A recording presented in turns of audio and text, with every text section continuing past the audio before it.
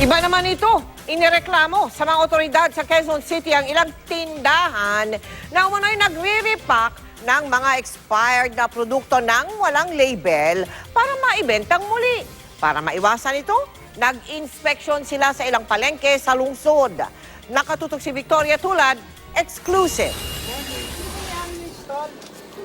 Sa pag-iikot ng mga tauhan ng lokal na pamahalaan ng Quezon City, nasita ang mga tinderong ito.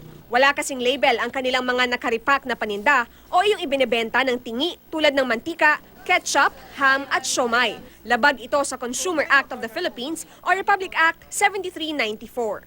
Ano po kayong brand ng mantika? Hindi ko po alam kung anong brand po yan eh. Hindi mo po alam. Anyway, kasi po, yung mga ganito po, pinagbabawal na. Hindi po namin alam. Hindi natin malalaman kung yung produkto, ano yung mga sangkap. Pangalawa, hindi natin makikita kung expired. Yung expiry date wala eh. We received reports na merong mga expired products na para maitinda, gagawin ititingi-tingi. Kabilang sa mga impormasyong kailangang makita sa label ang brand name, registered trademark, active ingredients at expiry date. Nagrereklamo man ang ilang nagtitinda pero wala naman silang magagawa. Makakabawas siya ng income ng tindahan. May mga ibang items naman po kaming binebenta. Pinauso kasi yung gano'n na medyo naka-battled na.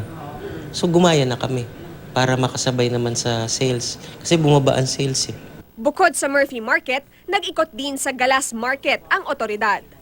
Ayon sa lokal na pamahalaan ng Quezon City, warning pa lang ang ibibigay sa mga tindero na may expired at unlabeled goods. Sa second offense, kukumpiskahin na ang kanilang paninda. Sa third offense, maaari silang pagmultahin mula 500 pesos hanggang 20,000 pesos o kaya ay makulong ng 3 buwan hanggang 2 taon base sa Consumer Act of the Philippines. Victoria Tulad, Nakatutok, 24 Oras.